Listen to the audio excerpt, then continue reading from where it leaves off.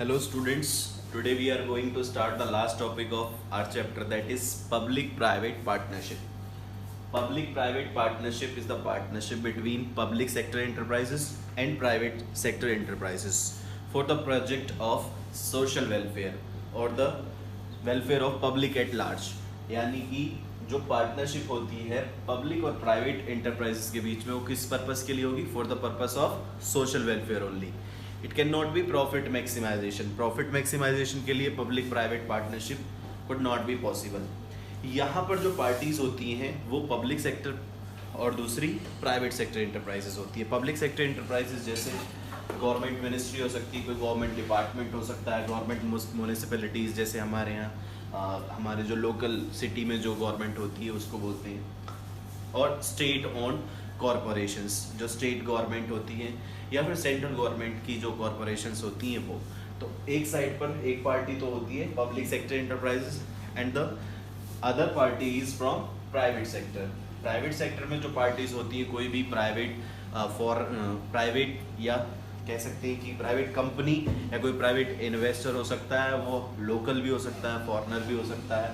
इसके साथ साथ एनजीओ नॉन गवर्नमेंट ऑर्गेनाइजेशंस या पब्लिक कॉरपोरेशंस जो होती हैं, और लिमिटेड लायबिलिटी पार्टनरशिप एलएलपी हमने डिस्कस किया था सेकंड चैप्टर में वो. तो ये दोनों पार्टीज मिलकर किसी प्रोजेक्ट को कंप्लीट करती हैं, और वो प्रोजेक्ट किसके लिए होता है बेटा? सोशल वेलफेयर के लिए होगा, पब्लिक यूटिलिटी के लिए होगा. ठीक है, इसका बेस्ट एग्जांपल जो है दिल्ली मेट्रो. दिल्ली मेट्रो जो है वो पार्टनरशिप है किस किस के बीच में? Central government and Japanese company जिसका नाम बॉम्बार्डियर है, आपने कभी सुना हो तो वो जो मेट्रो है वो क्यों गवर्नमेंट ने उसके साथ शेयरिंग की? इसमें एक लॉजिक था इसके पीछे कि एक तो इसमें हैवी इन्वेस्टमेंट रिक्वायर्ड थी. जो दिल्ली मेट्रो है उसमें हैवी इन्वेस्टमेंट की रिक्वायरमेंट थी, और heavy investment is not easily possible for government. तो गवर्नमेंट ने ये जो प्रोजेक्ट था ये प्राइवेट कंपनीज को दे दी, एक फॉरेन कंपनी को जिसने इसमें इन्वेस्टमेंट की. दूसरा, गवर्नमेंट ऑफ इंडिया को टेक्निकल नो हाउ यानी कि टेक्नोलॉजी भी प्रोवाइड की जो इंडिया के पास नहीं थी. अब इन दोनों से यानी कि इन दोनों की जो पार्टनरशिप हुई गवर्नमेंट ऑफ इंडिया और जापानीज कंपनी, उससे जो भी प्रॉफिट हो रहा है वो दोनों शेयर करती हैं इन एन एग्रीड रेशियो. कौन शेयर करता है? गवर्नमेंट और प्राइवेट कंपनी. अब ये जो दिल्ली मेट्रो का प्रोजेक्ट था ये प्रॉफिट मेकिंग के लिए तो नहीं था, ये किस लिए था? To provide the service to the public at large. ठीक है, पब्लिक यूटिलिटी के लिए ये प्रोजेक्ट था. तो हमेशा याद रखना जो ये पीपीपी, इसको हम ट्रिपल पी मॉडल भी बोलते हैं. ये जो ट्रिपल पी मॉडल है ये किसके लिए होता है बेटा? पब्लिक यूटिलिटी के लिए ही पार्टनरशिप की जाती है, नॉट फॉर प्रॉफिट मेकिंग. हाँ, अगर कोई प्रॉफिट होता है, कोई रेवेन्यूज अगर ये जनरेट कर पाते हैं तो वो रेवेन्यूज कौन शेयर करेंगे? ये दोनों पार्टी शेयर करेंगी. किस रेशियो में? जो भी इनके बीच में एग्रीमेंट हुआ होगा, in an agreed ratio. Clear? तो ये जो पार्टनरशिप होगी किसके लिए होगी? पब्लिक यूटिलिटी के लिए. तो इसमें क्या होता है कि इसके कुछ फीचर्स हैं, कुछ वीकनेस है, कुछ स्ट्रेंथ है, वो हम डिस्कस कर लेते हैं.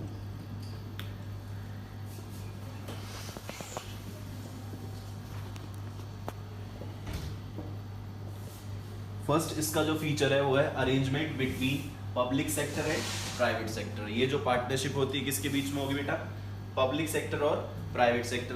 पब्लिक सेक्टर एंटरप्राइजेस और प्राइवेट सेक्टर एंटरप्राइजेस में कौन कौन सी पार्टीज हो सकती हैं वो हम डिस्कस कर चुके हैं. तो अरेंजमेंट किसके बीच में होगा? पार्टनरशिप ये ना तो पब्लिक के बीच में होगी और ना प्राइवेट के बीच में होगी. जैसा नाम से ही हमें पता चलता है पब्लिक प्राइवेट पार्टनरशिप. तो इस पार्टनरशिप में दो पार्टीज होंगी, एक from public sector and second one is from private sector.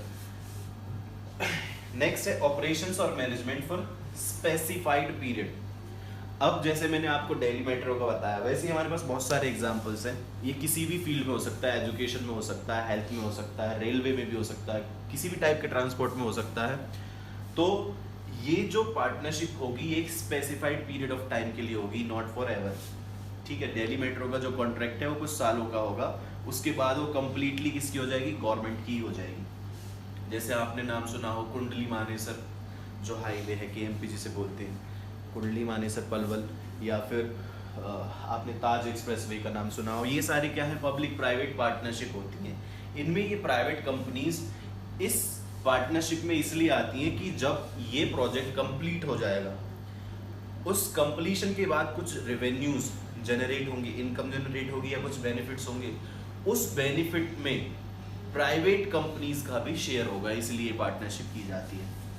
तो ऑपरेशंस और मैनेजमेंट फॉर स्पेसिफाइड पीरियड हमेशा के लिए नहीं होगा, कुछ सालों के लिए होता है। वो स्पेसिफाइड पीरियड डिफर करेगा केस टू केस, हमेशा फिक्स नहीं होता है। और वो कौन डिसाइड करता है, दोनों parties with mutual consent decide करती हैं कि भाई हम ऑपरेट कौन करेगा, कौन सी पार्टीज को ऑपरेट करेगी, whether government will operate it और द प्राइवेट कंपनी।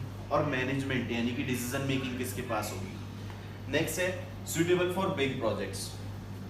ये जो प्रोजेक्ट्स होते हैं ये सुटेबल किसके लिए होते हैं, ये सुटेबल होते हैं बिग प्रोजेक्ट्स के लिए, where huge amount of investment is required. क्योंकि अगर थोड़ा बहुत इन्वेस्टमेंट की रिक्वायरमेंट होगी वो तो गवर्नमेंट अपने आप खुद कर सकती है ना। बट जब हमें बहुत ज़्यादा बिग रिक्वायरमेंट हो फाइनेंस की, जैसे दिल्ली मेट्रो के केस में था, या कोई भी हम नेशनल हाईवे जिसकी डिस्टेंस बहुत ज़्यादा लॉन्ग हो, तो वहाँ पर हमें फाइनेंस बहुत ज़्यादा चाहिए ना, प्रोजेक्ट भी बड़े होते हैं, तो हम फिर शेयर करते हैं उसका रिस्क और रेवेन्यूज किसके साथ, प्राइवेट फर्म्स के साथ या प्राइवेट सेक्टर एंटरप्राइजेस के साथ। क्लियर। तो ये बिग प्रोजेक्ट्स के लिए सूटेबल होता है। हमेशा ऐसी पार्टनरशिप कब करनी चाहिए, जब प्रोजेक्ट बड़ा हो। नेक्स्ट है रिस्क और रेवेन्यू शेयरिंग, यानी कि इस प्रोजेक्ट का जो सक्सेस और फेल्योर है वो दोनों कौन शेयर करेगा, पब्लिक और प्राइवेट सेक्टर। यानी कि जो भी रेवेन्यूज या जो भी रिस्क होंगे, रेवेन्यूज का मतलब क्या होता है, सेल्स रेसिप्ट्स होती हैं, जो भी हम सर्विसेज या प्रोडक्ट बेचेंगे उससे जो भी हमें इनकम जनरेट होगी, जो सेल्स रेसिप्ट्स आएंगे उससे रेवेन्यू, यानी कि इनकम लगा लीजिए। क्लियर। वो इनकम और रिस्क दोनों पार्टीज कौन कौन सी हैं, पब्लिक और प्राइवेट मिलकर शेयर करती हैं, जैसे हमने पार्टनरशिप में भी पढ़ा था। नेक्स्ट है performance based payments.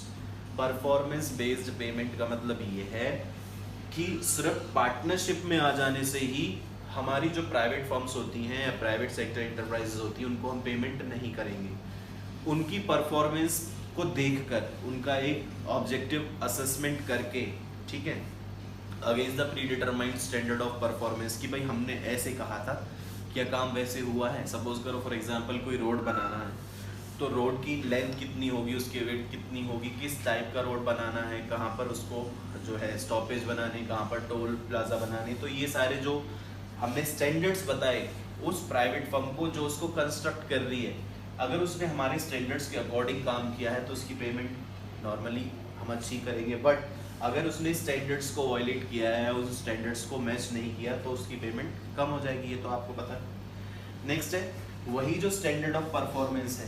Standard of performance क्या होता है, these are the criteria against which actual performance would be measured, यानी कि ये वो पैमाने हैं जिनसे हमारी परफॉर्मेंस को कंपेयर किया जाता है। फॉर एग्जांपल अगर आपने कोई भी एग्जाम दिया 100 मार्क्स का, आप पास हो या फेल किससे कंपेयर किया जाता है, 33 मार्क्स से। तो 33 मार्क्स जो है वो क्या है, स्टैंडर्ड मार्क्स है to pass the exam.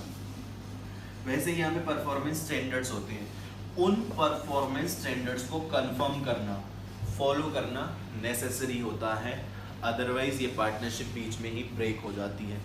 Break हो जाती है इसका मतलब ये इसकी वीकनेस है। कई बार यहाँ पे कॉन्फ्लिक्ट्स भी हो जाते हैं regarding the interest regarding the payment, revenue या रिस्क, भाई मैं तो ज़्यादा शेयर कर रहा हूँ या मेरे पास तो ज़्यादा रिस्क है। इस तरीके के